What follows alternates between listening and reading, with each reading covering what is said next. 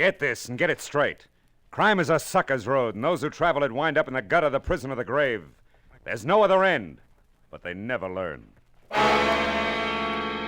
For your enjoyment, Wrigley's Spearmint Chewing Gum brings you Raymond Chandler's most famous character in The Adventures of Philip Marlowe.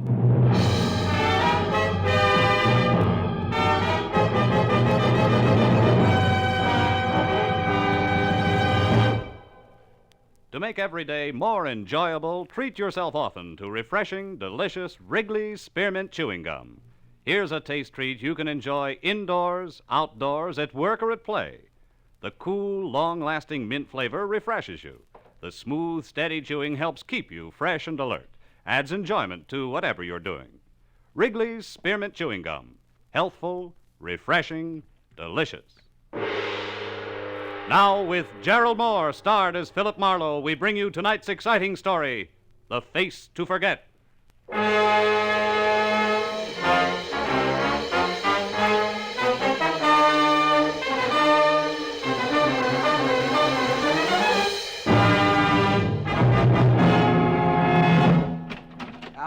All right, wise guy. I told you once you couldn't come up here to this room, Marlowe. That's right, landlord, but I found all I needed. Well, you won't be able to use it after I teach you some manners. Snooper! Oh!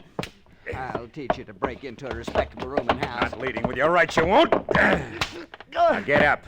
Come on, get up. Okay. I'll teach you something about cooperation, landlord. All I wanted to do was look this room over, and I was nice about asking. Cut it out. I got my rules. And I got a job to do. I've been looking for Dave Stroud for a solid week, and his trail finally led me here. I got to look out for my roomer's privacy. Sure. Only Dave Stroud checked out of here this afternoon. He's no longer your guest. Anyway, I found enough in here to know Stroud's taking the train tonight for San Francisco. So that winds up my lecture, and I'm happy to say my business with you and your charming establishment. Good night, landlord.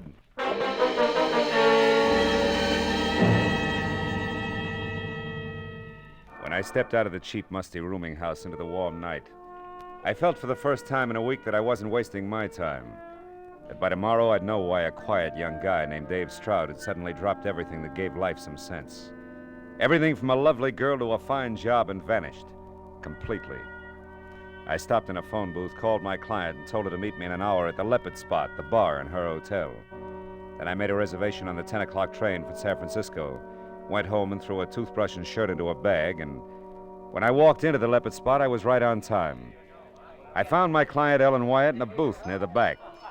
The soft rose lights touching her face made me wonder all over again what kind of pressure it could possibly have been to drive Dave Stroud away from a girl like this. I tried to wait in my apartment upstairs, Phil, but I just couldn't. Is it good news? I hope so, Ellen. That broken-down rooming house over in East L.A. paid off all right. Dave was staying there? Yeah, he had been, under the name of Donald Stranigan. But why would he take a place like that? He must have plenty of money with him. Oh, well, the city's cluttered with those joints. They're as common as tin cans. He figured you can't look into all of them. We were just lucky. Then he knows what he's doing. There's nothing wrong with him, like amnesia. No, it's something else, Ellen. Good evening, Miss Wyatt. Martini? Yes, please. For you, sir? Martini sounds fine. Yes, sir. Right. Marlowe, maybe that hunch I had about gambling, maybe it was right after all. Couldn't some kind of terrible jam with gamblers do this to Dave? Yeah, it might. But I checked that and drew a blank. Say, listen, Ellen, the description of Dave I got at that rooming house isn't too complete. That snapshot I asked you about, you bring it? Oh, yes. Oh, good. It's in my purse. Ah. Here. That was taken on our first date 4 years ago. 4 years ago, huh? Those years made quite a change in both of you. Yes. Dave and I are good for each other, Phil. Oh, sure. I only hope that the next 4 Here years... we are. Martini, very dry. Oh. Oh, thank you, sir. Well, I wish we had the kind of news we could toast. Maybe we will. Sooner than you think. You've got a new lead? You know where Dave is? Well, close enough to be pretty sure he's taking the 10 o'clock to San Francisco. San Francisco? Yeah, and so am I. Phil. How about coming down to the station with me, huh? Me? But do you think that's wise? What if he saw me first? Well, it's worth a chance for you to point him out to me. What do you say, baby? Got something to drink to now? Yes, and I better do it fast before I start to bawl. Tears would be awful in a martini.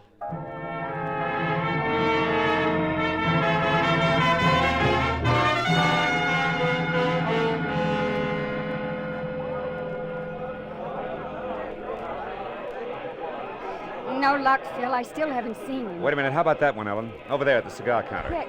Oh, the fellow in the T-shirt? Yeah. Dave couldn't look that sloppy, and besides, he's taller. Oh. Well, that's it, Phil. Yeah. Well, I guess we missed him.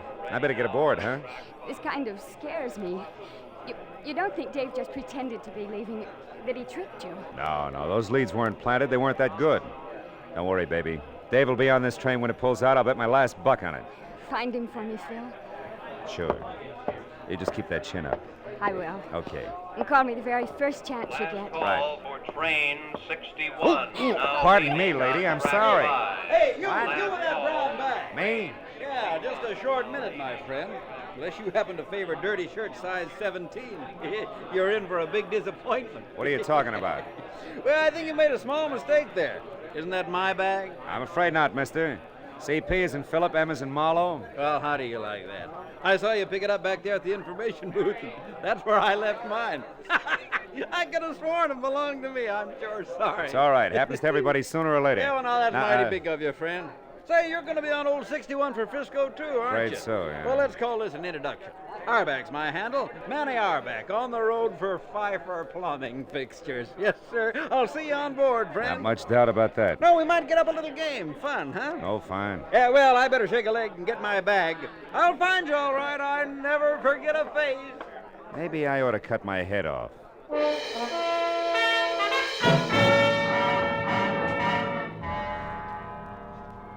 I stopped off in my compartment just long enough to drop my suitcase. Then as we pulled out, I moved through the train to the dining car and picked a seat where I could keep an eye on the rest of the tables for Dave Stroud, who, even if I didn't recognize his face, I knew from his fiancée would handle a knife and fork European style. Be likely to order liver and bacon and drink tea without sugar, and would probably be dressed in wooled tweeds with the shirt collar open. Well, as soon as I sat down, the car began to fill. My table companion, a quiet tab collar type, had his own business and knew how to mind it, almost 100%, which he did for the 15 minutes it took him to eat. Well, I don't know why food always tastes better on a train, but it does. Thanks for letting me share the table with you. Oh, not at all. Perhaps I'll see you later in the club car. We might have a nightcap. Yeah, it's a deal. Fine. So long. So long. So there you are, Oh, Marlowe. fine. Say, I've been looking high and low for you, my friend. What you doing in here? They serve nothing but food in this car, you know. Say, who's your pal? I don't know. He was here 15 minutes and we didn't get that far. Yeah, I know exactly what you mean. You do? Yeah, those quiet birds give me the willies, too. You know, friend, I've seen him someplace before, and I never forget a face. You didn't catch his name, huh? He didn't throw it. He didn't throw. Oh. You like that, huh? Yes, sir, you're Yeah. right on, my friend. Well, it'll come to me. Faces are kind of a hobby with me. I meet a lot of people, but I never forget a... Hey, have you lost somebody in here the way you keep looking around? Yeah, but I think I found him again. Hey, what's up? Where are you going? Play follow the leader. I'll see you, Owlback. Hey, Marlowe, come back. You dropped something here.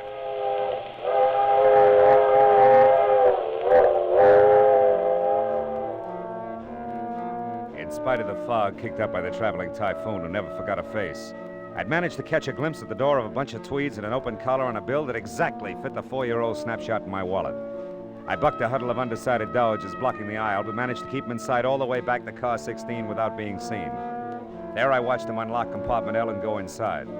I was convinced it was Dave Stroud, but at this point I had to be sure. I went to look for the conductor and finally found him tucked away at a lonely table back in the club car, as intent on his ticket count as a cheat at solitaire. I figured I could afford the time now, so I decided to wait. I headed back for the seat and I ran into my dinner partner, the tab color. Well, hello again.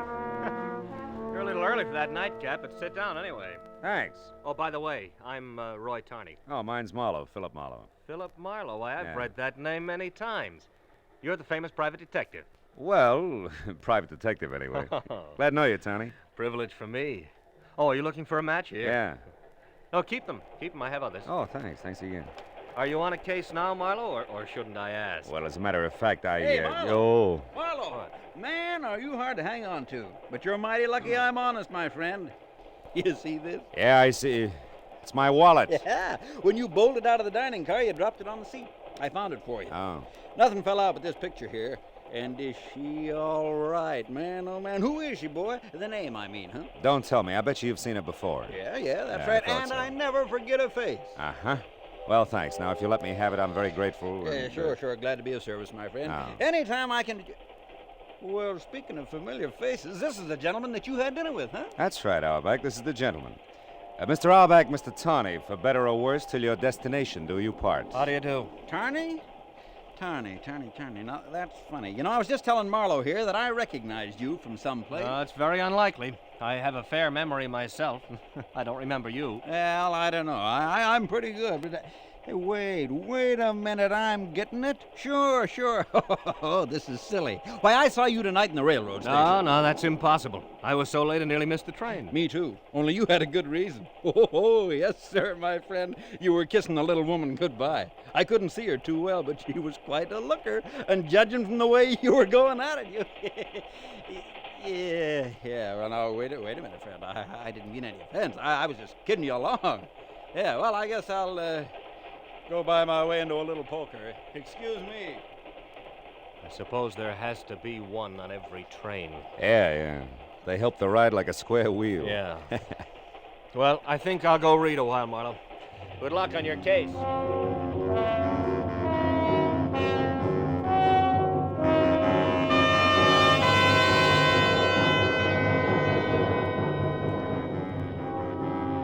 The conductor climbed out of his pile of tickets to stretch. I went over, introduced myself, and asked the $64 question.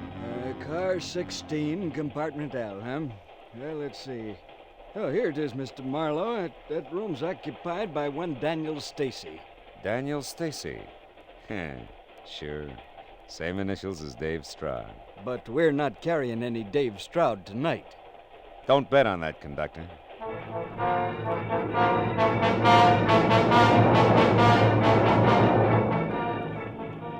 It was that simple. I walked up through the train to car 16, and when I got to the door of compartment L, I'd already decided on how to handle Dave. To convince him that he had to go back to Ellen Wyatt regardless of what had happened to him. Yeah, I had it all figured until I heard it. It had come from inside. The door was unlocked, but the lights were out. When I got them on again, I realized that nothing was simple. Ever. Stretched out on the floor of Dave's room was Manny Auerbach, staring straight up as he rocked with the pitch of the train, the side of his head against a sharp steel corner, his eyes already beginning to glaze. He said he knew I'd remember sometime. Remember what? Why did you come here, Manny? He said I'd remember. Manny! Manny! Well, Marlowe, it's your move again. Let's see you tell this to Ellen Wyatt. Who's that? What? Ooh!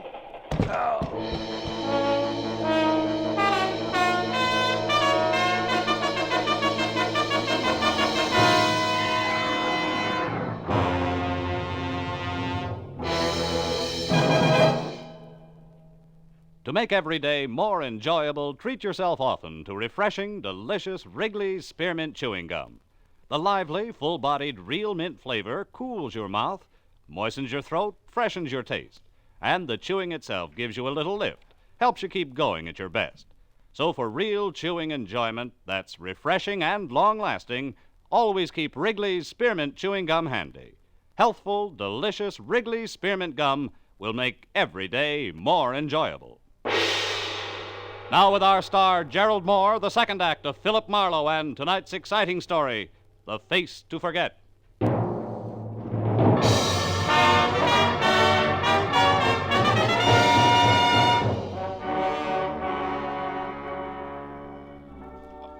Either it had been the flat of the pistol crashing against the side of my head, or my head crashing against the stone-hard floor of the compartment that had turned light into dark and left me with a welt behind one ear the size and shape of a cue ball. I couldn't tell which. But when I had both my eyes open, I knew that it didn't matter. That nothing mattered really, except that I was staring into Manny Auerbach's dead face, while only inches away a pair of feet were moving. Feet that belonged to Dave Stroud, whose suitcase in tow was on his way out, one hand already on the doorknob. I went for him, around the knees. Let go! Let go, I say! By the time I was off the floor and after him, He was well out in front, but wrestling with a heavy steel door at the end of the empty passageway slowed him down. When we reached the platform between the cars, he was almost mine. But then suddenly a hand shot out of the dark, grabbed a fistful of shirt front, and spun me hard against the opposite door. No! A hand that belonged to a man in a tab collar. Mr. Roy Tawney, plus a shiny .22 automatic, and minus his club car velvet voice. Get up, Marlowe. We've got a little talk coming. At this stage, it'll be a pleasure. Believe me. We'll see. What do you want with Dave Stroud? I'm a census taker who's real... Cut it. Time's running short, Marlowe. When you get off at this stop coming up, you stay off. Yeah? What's your angle? Dave. He still needs my help, and he's still gonna have it. No matter who he kills? Kills? What's that supposed to mean? Manny Auerbach, the chummy one who couldn't forget faces. He's very dead back in Dave's compartment. Well, then that loudmouth wasn't just a blowhard salesman after all. He was what Dave's been running from, one of those lousy card shop... Slips, huh, Tony? Yeah, but they don't count, Mr. Detective. Nothing counts anymore but Dave getting out of a jam that can cost him his hide. Just for the record, that game back in L.A. 3 months ago that cost Dave every cent he had plus 10 grand he didn't was about as level as the rest of that knee-pants town ever gets. Which makes you what? Two things, smart Alec. First, a guy from Detroit, a real town, who doesn't like a lousy fix. And second, I like a fix even less when the sucker on tap is my own brother. Now, Peeper, get back away from that door. The station's on that side. I wouldn't want you to run for it and get shot before you got to say a few words. Back over here, Marlowe. Take it easy with that gun, huh? They go off, you know. All right, the pitch. Let's have it now. What's Dave to you? Ellen Wyatt, mean anything? Not very much. But Dave is sorry about that. So when you get back to your client, you tell it... Hold it. Just like you are, and stay cheerful. This stop, Carter. Carter, gentlemen. Conductor, this train wait here a while? I mean, is there any time to get off and stretch? No, sir. Just stop long enough to pick up a little mail, leave a little mail, once in a while take on a passenger.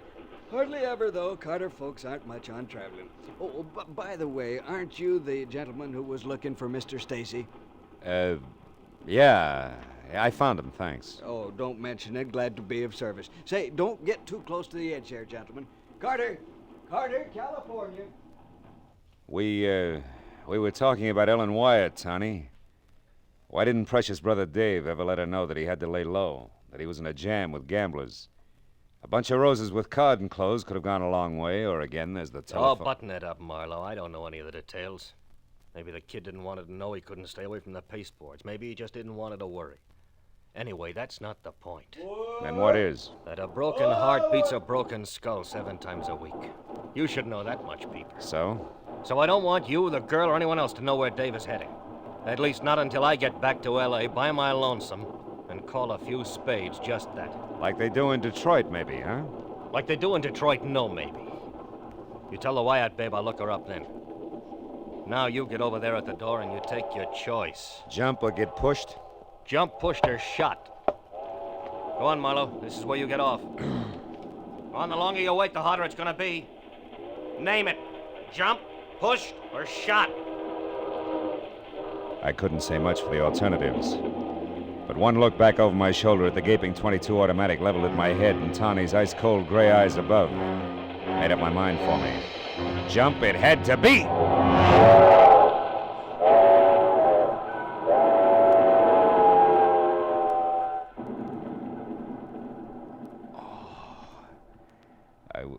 I would always remember one thing about Carter, California.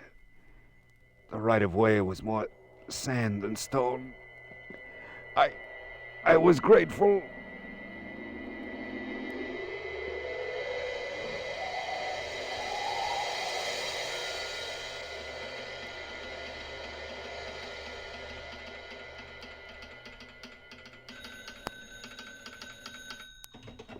Carter Station, Willis Henshead speaking. The Limited left 10 minutes ago. No package for you, Miss Lillyspan. I'm sure, I'm sure. Huh? Me snapping at you. Now listen, Miss Lily. The brass of some people. Say, what happened to you, son? I tripped. Dad, this is important. Can you tell me where the Limited stops next? Well, is anybody getting on at Murdoch Corner? No. The first real stop. A good-sized town. Let's see. smoke cigars, son? No. Look, Dad, this counts. Now, come on, tell me, will you? Yeah, sure. Well, now, there's Fulton. That's a half-hour wait. Oh. You got a match, please, son? Oh, yeah, here. Here's a whole bookkeeping. Now, tell me, how far is Fulton? Oh, 40, maybe 50 miles. Upgrade 50 on the miles. road. How can I back get to- there in a hurry? I gotta catch that train. Well, if you got a car, you can... Where can I rent a car or get a cab? It is our not a chance, sonny. Oh, excuse me, Jake's calling from Bakersfield. He's expecting a grandchild. Hooray for Jake. Now, listen to me, Dad. There's a dead man on the limited and his killer as well, and I was tossed off the train. Now, let's take the business. What? Well, in that case, let's call ahead and get the police. No, I don't want that. Well, why not, son? Because, for one thing, the killer may have been justified. Self-defense and the sight of the law will toss him into a lot of panic. He'll only end up in more gunplay. And for another, I have a very personal axe to grind. Getting tossed off the train, huh? Yeah, among other things. Now, will you tell me that coupe out there, is it yours? Yeah, but I can't For let 50 you take bucks? my car. You're a cash? Cash. Here. Also, here's my credentials. I'm a private detective out of L.A. I'll get your car back to you as soon as possible. I'll pay you another 50 when I do. Now, give me the keys, will you? Quick. Yeah, sure. Okay. Here. It's the one in the middle. Thanks, Dad. And don't worry. I'll drive real What's the matter, son? Well, you're staring like you don't feel so good. What is it? Your head, maybe? Yeah, my head, maybe. I ought to have it examined. Sometimes it's real slow coming up with the truth. The truth? What do you mean, son? I mean, I got a big fat hunch, a hunch that may be able to stop a second murder. If I make it to Fulton in time. So long, Dad. Thanks a lot. You've been a great help. My apologies and congratulations to Jake.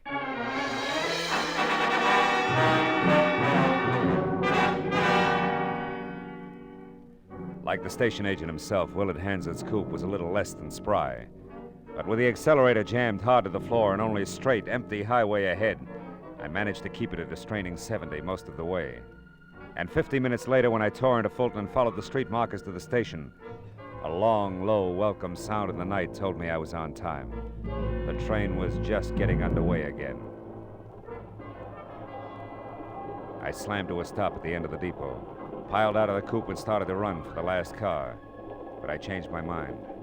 The train could chug on its merry way without me. After all, it was going without Dave Stroud and his big brother. The two men were walking down the deserted platform toward me. I slid back into the shadows of a pile of crates and waited, my hand tight on the .38 in my pocket, suddenly positive that my hunch was now a sure thing. Roy Tawney was not Dave's brother, but he was the one who had murdered Manny Auerbach in car 16, compartment L. And he was ready to try murder again. All right, Stroud, that's far enough. Hold it there. Tawney, you're out of your mind. You've got no reason to kill me. I'll never say anything. Ellen knows that. That's why I ran. I could never turn Ellen over to the police. I love her. Oh, yeah, sure, you're nuts about it. You got lots of reasons to be, haven't you? Reasons like Ellen crossing you up for me and a tall stack of dough. Reasons like knowing that we're both responsible for knocking off our ex-boss to come into that dough. Sure, kid, you got lots of reasons to love her. But, Tawney, I tell you I do. I ran away, didn't I? Oh, but of course, Mr. Stroud, of course you ran so that you could wait for a smart time and a smart place to try blackmail. No, that's not it. I ran because I love Ellen. Because whatever she's done has been your fault. Oh, no, kid, you got it all wrong. The lady was the pilot all the way. Even to hiring a lousy peeper named Marlowe to tag you so that I'd know where to get my hands on you. The man on the floor in my compartment? The dead man? That was a loudmouth salesman with a memory for faces. He would have spoiled everything if he'd remembered that he saw me with Ellen in the railroad station and passed it on to Marlowe. I had to shut him up and then give the peeper a big cock and bull story about you being my brother and in hot water with gamblers. And Marlowe was the other one, the one who grabbed for me. That's right, Stroud. That was Marlowe. Too bad he didn't grab better, isn't it? Yeah, perfect shame, Tawney. Oh, you dirty louse! Watch out! He's got a gun! Makes two of us. Rotten pig! Is he dead, Marlowe? Yeah, Dave. Even in Detroit, he'd be called dead.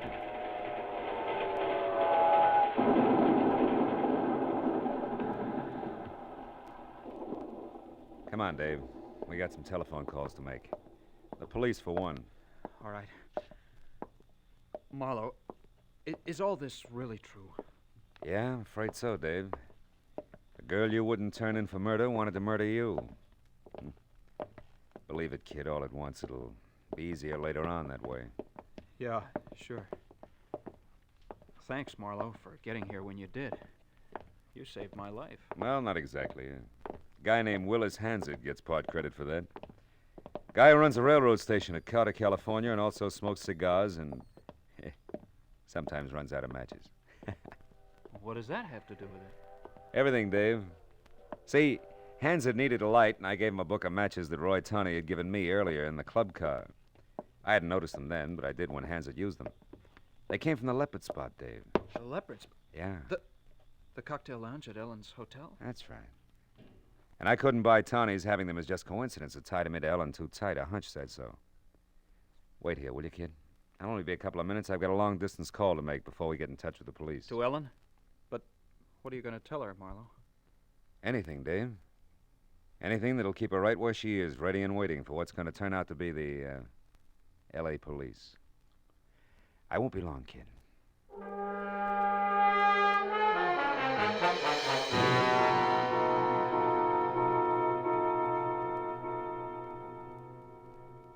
After the telephone call, Dave and I spent a long hour with the Fulton police, explaining why a man named Roy Tawney was lying in their quiet railroad station, face down in a pool of his own blood.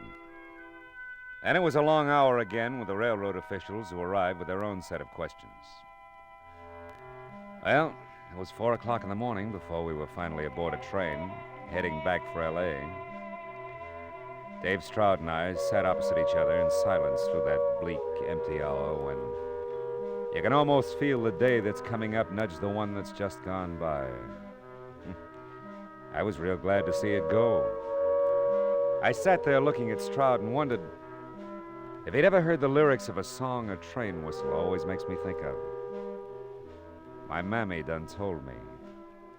When I was in knee pants, my mammy done told me, son, a woman's a two-face, a worrisome thing who'll leave you to sing the blues in the night.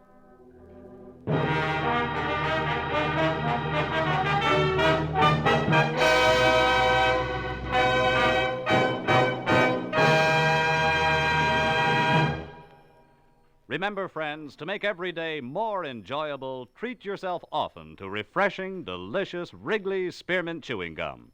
There's lots of cooling, real mint flavor in every stick, and chewing Wrigley's Spearmint helps keep you feeling fresh and alert. You feel better, work better, get more fun out of doing things. So indoors, outdoors, wherever you go, keep some healthful, refreshing Wrigley's Spearmint Chewing Gum handy. To make every day more enjoyable, treat yourself often to delicious Wrigley's Spearmint Chewing Gum.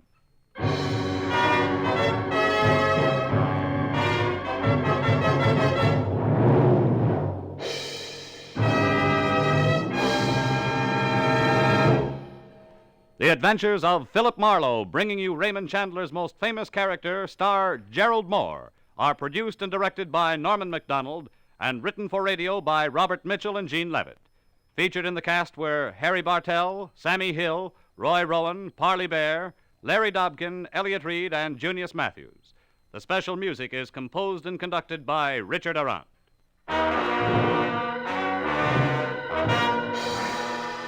The makers of Wrigley's Spearmint Chewing Gum invite you to be with us next week when Philip Marlowe says, This time I tangled with 3 snakes. The first was made of gold, the second wore a mustache, and the third was in the bag, and each in its own way poison.